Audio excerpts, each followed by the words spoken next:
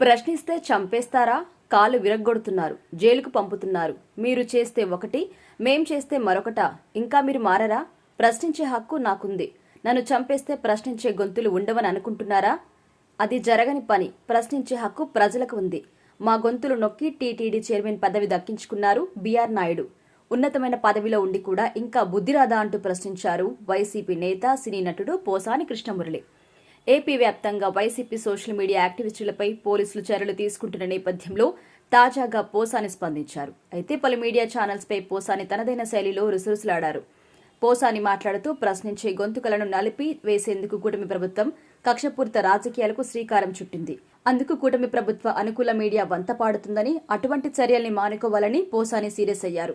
2014 ఎన్నికల సమయంలో 600 వాగ్దానాలు ప్రజలకు ప్రకటించి గెలిచిన అనంతరం 5% వాగ్దానాలు కూడా నెరవేర్చని ఘనత సీఎం చంద్రబాబుకే దక్కింది అన్నారు. 2024 ఎన్నికల్లో సైతం ఆకాశం నుండి నక్షత్రాలను తీసుకువస్తారు అనే రీతిలో చంద్రబాబు అబద్దపు హామీలు గుప్పించారని, అలాగే సూపర్ 6 అంటూ ప్రజల్ని మోసం చేశారు.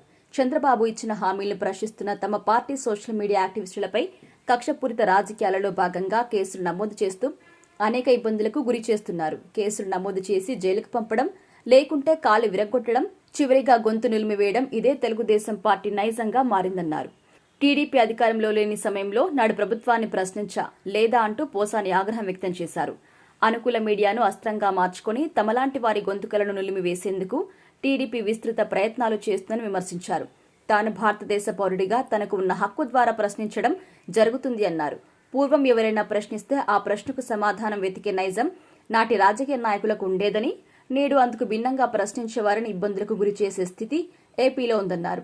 అలాగే తనలాంటి వారి గురించి అబద్ధపు ప్రచారాలు చేసి చివరికి టీటీడీ చైర్మన్ పదవిని బీఆర్ నాయుడు దక్కించుకున్నారని, ఆ పదవి ద్వారా అవినీతికి పాల్పడొచ్చని నాయుడు ప్లాన్ అంటూ ఒక రేంజ్ లో పోసాని కామెంట్ చేశారు. మరి ఈ కామెంట్స్ పై సోషల్ మీడియాలో పెద్ద చర్చ నడుస్తోంది.